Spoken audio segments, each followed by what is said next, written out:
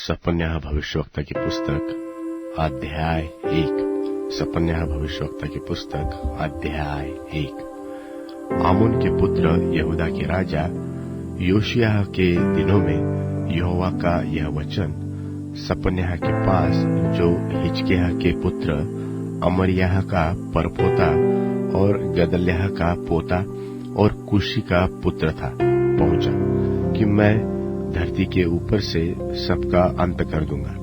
यहोवा की यही वाणी है, मैं मनुष्य और पशु दोनों का अंत कर दूंगा। मैं आकाश के पक्षियों और समुद्र की मछलियों का और दुष्टों समेत उनकी रखी हुई ठोकरों के कारण का भी अंत कर दूंगा। मैं मनुष्य जाति को भी धरती पर से नाश कर डालूंगा। यहोवा की यही वाणी है।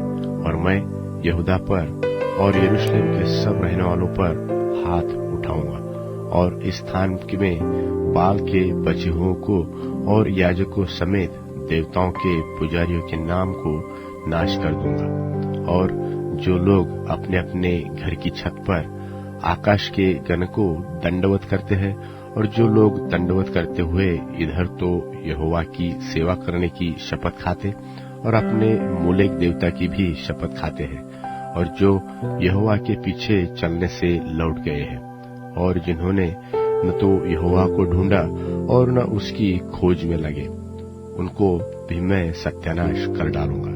परमेश्वर यहोवा के सामने शांत रहो, क्योंकि यहोवा का दिन निकट है।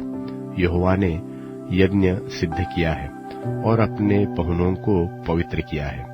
और यहोवा के यज्ञ के दिन मैं हाकिमों और राजकुमारों को और जितने परदेश के वस्त्र पहना करते हैं उनको भी दंड दूंगा। और उस दिन मैं उन सबों को दंड दूंगा जो डेवढ़ी को लांघते और अपने स्वामी के घर को उपद्रव और छल से भरते हैं। और यहोवा की यह वाणी है कि उस दिन मछली फाटक के पास चिल्लाहट का और नए टोले मिशनाह में हाहाकार का और टीलों पर बड़े धमाके का शब्द होगा। हे मकतेश के रहने वालों, हाय हाय करो, क्योंकि सब व्यापारी मिट गए। जितने चांदी से लदे थे उन सब का नाश हो गया है। उस समय मैं दीपक लिए हुए यरूशलेम में ढूंढ करूंगा, और जो लोग दाख मधु के तलछट तथा मैल के समान बैठे हुए मन में कहते हैं कि यहोवा न तो भला करेगा और न बुरा, उनको मैं दंड दूंगा। तब उनकी धन संपत्ति लूट जाएगी और उनके घर उजाड़ होंगे। वे घर तो बसाएंगे परंतु उनमें रहने न पाएंगे, और वे दाख की बारियां तो लगाएंगे परंतु उनमें दाख मधु पीने न पाएंगे। यहोवा का भयानक दिन निकट है, वह बहुत वेग से समीप चला आता है। यहोवा के दिन का शब्द सुन पड़ता है, वहाँ वीर दुख के मारे चिल्लाता है।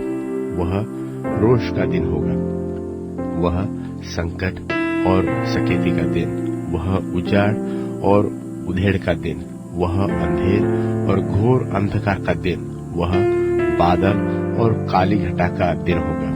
वह गढ़ वाले नगरों और ऊंचे घुमटों के विरुद्ध नरसिंगा फूटने और ललकारने का दिन होगा। और मैं मनुष्यों को संकट में डालूंगा और वे अंधों की नाई चलेंगे, क्योंकि उन्होंने यहोवा के विरुद्ध पाप किया है, और उनका लोहू धूलि के समान और उनका मांस विष्ठा की नाई फेंक दिया जाएगा। और यहोवा के रोष के दिन में न तो चांदी से उनका बचाव होगा और न सोने से, क्योंकि उनके चरण की आग से सारी पृथ्वी भस्म हो जाएगी, क्योंकि वह तो पृथ्वी के सारे रहने वालों को घबराकर उनका अंत कर डालेगा। सपन्याह भविष्यवक्ता की पुस्तक अध्याय 2। सपन्याह भविष्यवक्ता की पुस्तक अध्याय 2। हे निर्लज्ज जाति के लोगों, इकट्ठे हो, इससे पहले कि दंड की आज्ञा पूरी हो जाए और बचाव का दिन उसी की नाई निकल जाए, और यहोवा का भड़कता हुआ क्रोध तुम पर आ पड़े, और यहोवा के क्रोध का दिन तुम पर आए। तुम इकट्ठे हो। हे पृथ्वी के सब नम्र लोगों, हे यहोवा के नियम के मानने वालों, उसको ढूंढते रहो, धर्म को ढूंढो, नम्रता को ढूंढो। संभव है कि तुम यहोवा के क्रोध के दिन में शरण आओ, क्योंकि अज्जा तो निर्जन और अश्कलोन उजाड़ हो जाएगा। अश्दोद के निवासी दिन दोपहरी निकाल दिए जाएंगे और एक्रोन उखाड़ा जाएगा। हाय समुद्र तीर के रहने वालों पर, हाय करेती जाति पर, हे कनान, हे पलिश्तियों के देश, यहोवा का वचन तेरे विरुद्ध है। मैं तुझको ऐसा नाश करूंगा कि तुझमें कोई न बचेगा, और उसी समुद्र तीर पर चरवाहों के घर होंगे और भेड़शालाओं समेत चराई ही चराई होगी। अर्थात वही समुद्र तीर यहूदा के घराने के बचे हुओं को मिलेगी, वे उस पर चराएंगे। वे अश्कलोन के छोड़े हुए घरों में सांझ को लेटेंगे, क्योंकि उनका परमेश्वर यहोवा उनकी सुधि लेकर उनके बंधुओं को लौटा ले जाएगा। मोआब में जो मेरी प्रजा की नाम धराई और अम्मोनियों ने जो उसकी निंदा करके उसके देश की सीमा पर चढ़ाई की, वह मेरे कानों तक पहुंची है। इस कारण इस्राएल के परमेश्वर सेनाओं के यहोवा की यह वाणी है कि मेरे जीवन की शपथ, निश्चय मोआब सदोम के समान और अम्मोनी अमोरा के तुल्य बिच्छू पेड़ों के स्थान और नमक की खानियां हो जाएंगे और सदैव उजड़े रहेंगे, और मेरी प्रजा के बचे हुए उनको लूटेंगे, और मेरी जाति के श्रेष्ठ लोग उनको अपने भाग में पाएंगे। यह उनके गर्व का पलटा होगा। उन्होंने तो सेनाओं के यहोवा की प्रजा की नाम धराई और उस पर बड़ाई मारी है।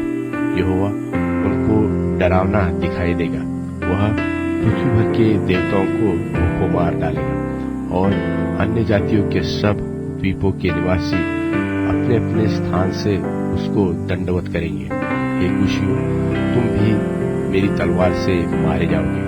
वह अपना हाथ उत्तर दिशा की ओर बढ़ाकर अश्शूर को नाश करेगा और निनवे को उजाड़कर जंगल के समान निर्जल कर देगा, और उसके बीच में झुंड के सब जाति के वन पशु झुंड के झुंड बैठेंगे, और उसके खंभों की कंगनियों पर धनेश और शाही दोनों रात को बसेरा करेंगे, और उसकी खिड़कियों में बोला करेंगे। उसकी डेवड़ियां सुनी पड़ी रहेगी और देवदार की लकड़ी उघारी जाएगी। यह तो वही नगरी है जो मगन रही थी और नीडर बैठती रहती थी और सोचती थी कि मैं ही हूँ और मुझे छोड़ कोई है ही नहीं, परंतु अब यह उजाड़ और वन पशु के बैठने का स्थान बन गई है, यहाँ तक कि जो कोई इसके पास होकर चले वह ताली बजाएगा और हाथ हिलाएगा। सपन्याह भविष्यवक्ता की पुस्तक अध्याय 3। सपन्याह भविष्यवक्ता की पुस्तक अध्याय 3। हाय बलवा करने वाली और अशुद्ध और अंधेर से भरी हुई नगरी पर, उसने मेरी नहीं सुनी, उसने ताड़ना से भी नहीं माना, उसने यहोवा पर भरोसा नहीं रखा, वह अपने परमेश्वर के समीप नहीं आई। इसके हाकिम गरजने वाले सिंह ठहरे, इसके न्यायी सांझ को अहेर करने वाले हुंडार जो बिहान के लिए कुछ नहीं छोड़ते। इसके भविष्यवक्ता फुहर बकने वाले और विश्वासघाती है।